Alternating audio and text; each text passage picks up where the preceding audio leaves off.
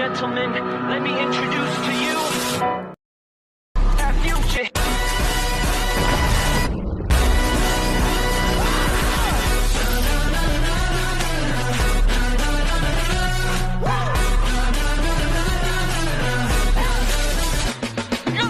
Finally, it's you and me, here shaking like a tambourine.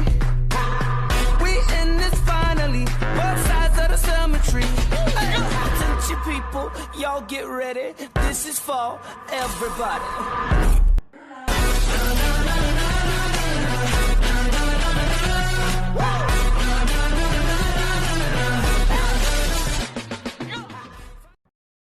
Magandang araw po sa inyo lahat, mga sumasabaybay at sumusunod sa amin sa Merch Master.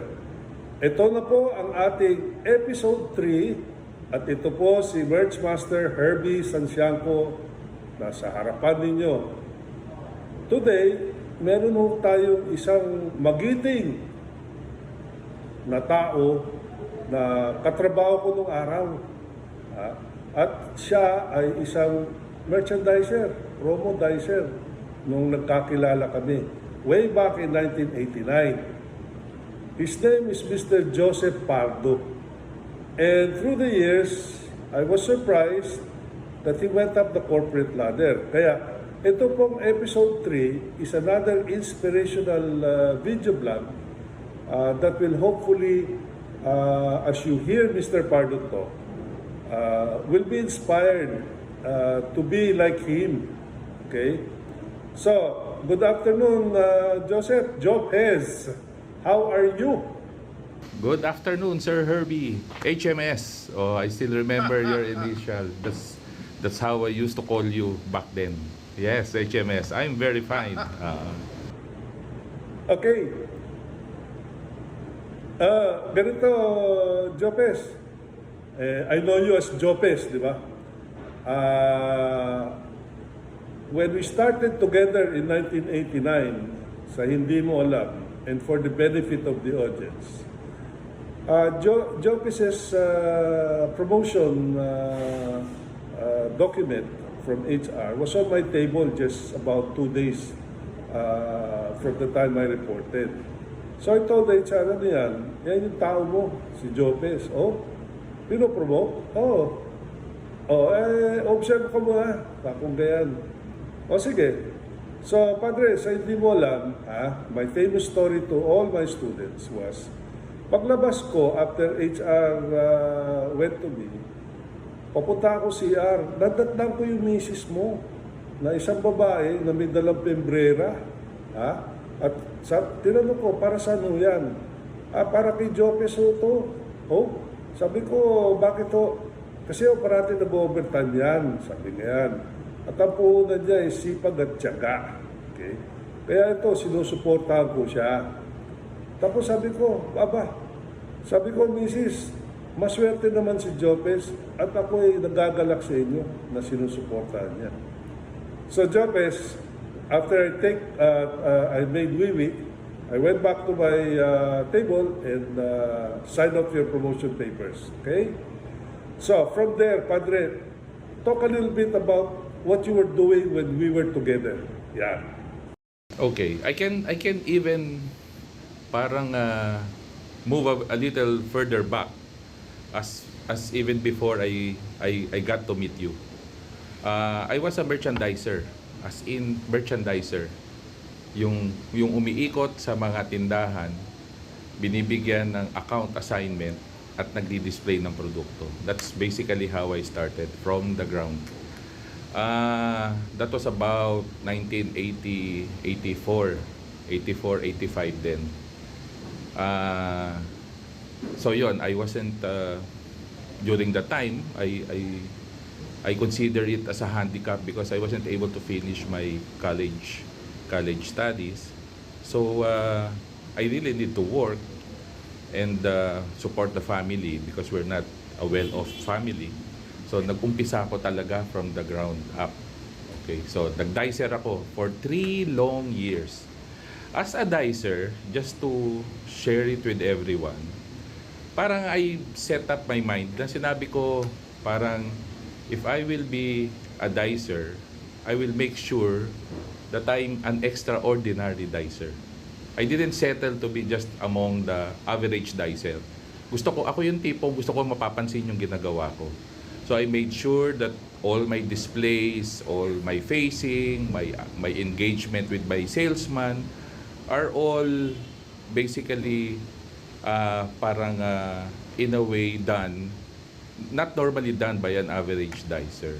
So gusto ko yung kung meron mga dicer na ayaw na binibisita sila sa tindahan, ako gusto ko yung binibisita ako. So kasi that's my way or opportunity. I see it as an opportunity para makita yung ginagawa ko sa tindahan.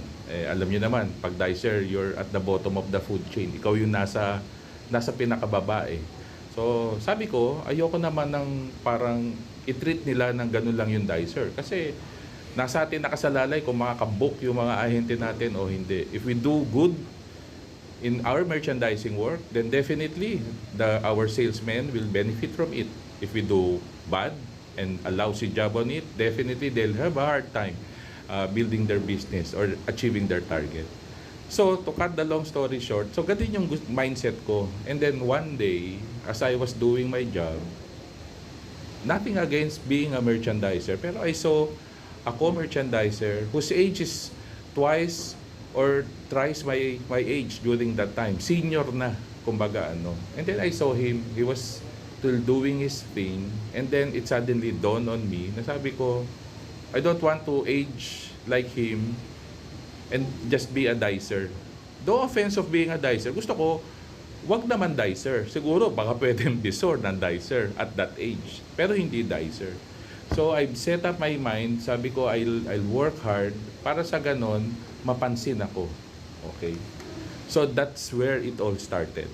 I do things that an ordinary dicer doesn't do. Okay. Such admirable attitudes and behaviors. Kaya yung pinag-abutan mo na yun, dahil dyan sa sarili mong sipag at syaga at pag-iisip ng tama. Okay, kaya Padre, I did not have any regrets signing off on your promotion papers at that moment in time. And although we worked together briefly, still it was an enriching experience. Plus, at the same time, we had a lot of fun with the brand managers, of course. And but from there, as you moved on the corporate ladder, ano yung naging puhunan mo, considering that I know that you did not graduate from high school and you had a family. College naman. And, Actually, I finished high school. Ang college ang hindi, a few units in college. During that time, a few units in college ang medyo hindi ko na. So, anong naging complete. sikreto mo? Kung bakit umabot ka na dyan sa Yeah. position mo as Associate Sales Director? Okay. So, actually, first, madasalin ako na tao eh. I always parang pray. That's very important. Parang at the end of the day, siya yung tutulong sa iyo. You may not be in the best of situation, pero pagka kasama mo yung nasa taas and binibless ka noon, lahat dumadali, uma-align sa iyo. That's first. Beautiful, beautiful. With people who I worked with, who mentored me. So one of that is si Merch Master Herbie. Okay, so I was blessed to have mentors like them.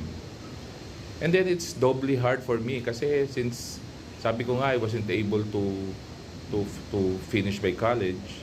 So I have to prove double time as opposed to those who have parang graduated and has a degree. So sa akin, I have to prove myself. So mas may effort. You actually were in the school of hard knocks. Yeah, that's what I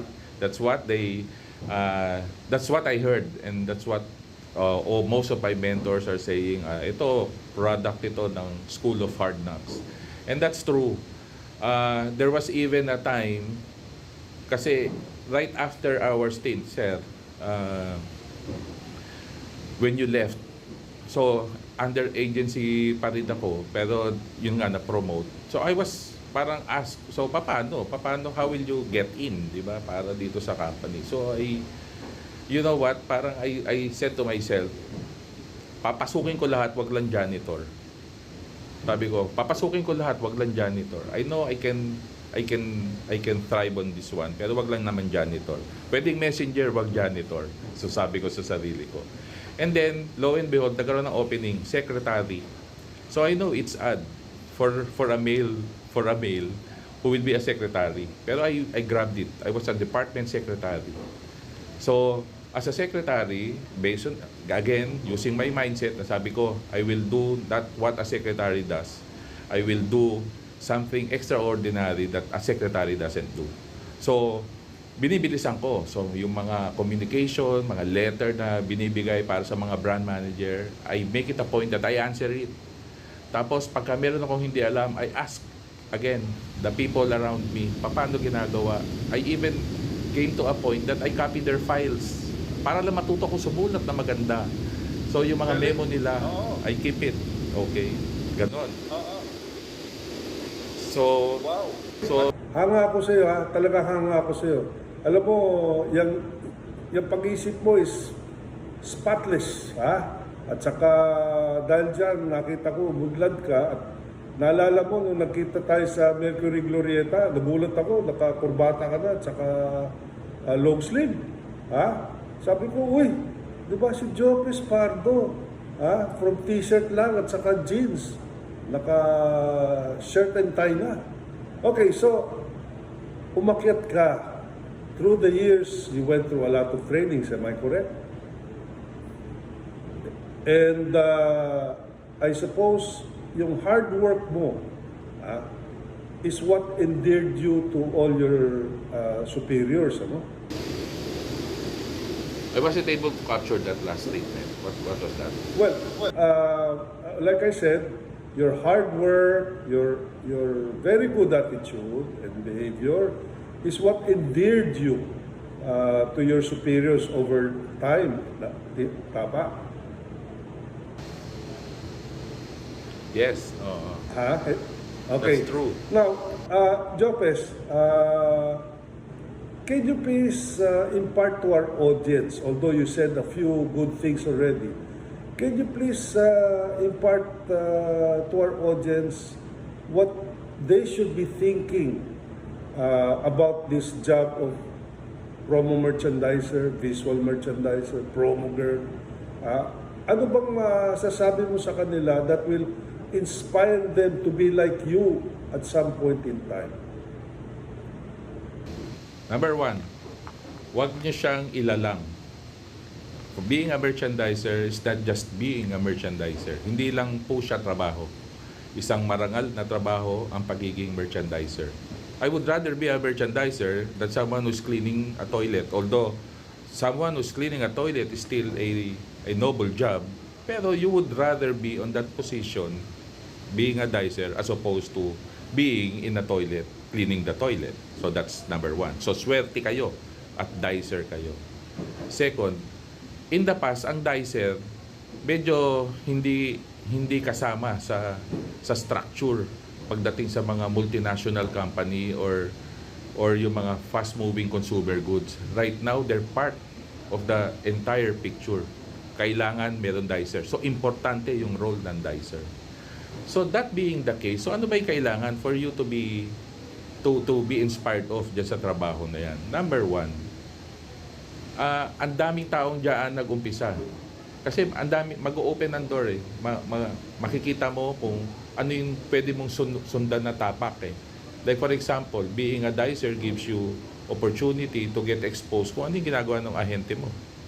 So, you can think parang on your next move na parang gusto ko maging ahente. So, babantayan mo yung ginagawa ng ahente mo. But before getting there, you have to be good at what you're doing as a dicer. So, ano ba yon? Ang pwede ko lang itip sa inyo that helped me get to where I am now, yung gagawin mo lagi a step ahead of the rest. Huwag mong gawin yung ginagawa ng kapwa dicer mo. Do something different that your co-dicer doesn't do. That way, even without raising your hands to get notice, yung mga boss ninyo, mapapansin kayo. Imposibleng hindi kayo mapansin kasi iba yung ginagawa ninyo. That's one. Second, at all times, never compromise your honesty. Yung morals natin, pwede tayong mahirap, pwedeng butas-butas ang mga suot natin, pwedeng wala tayong pagkain.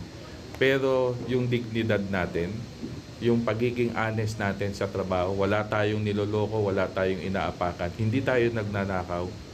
That's a very good trait na dadalhin ninyo at Ay nako, Jopes, I am so talagang sindak na ako sa iyo at admire kita dyan sa sinabi mo. Because sa totoo lang, itong Merch Master video vlogs was designed and meant to talk good about this skill.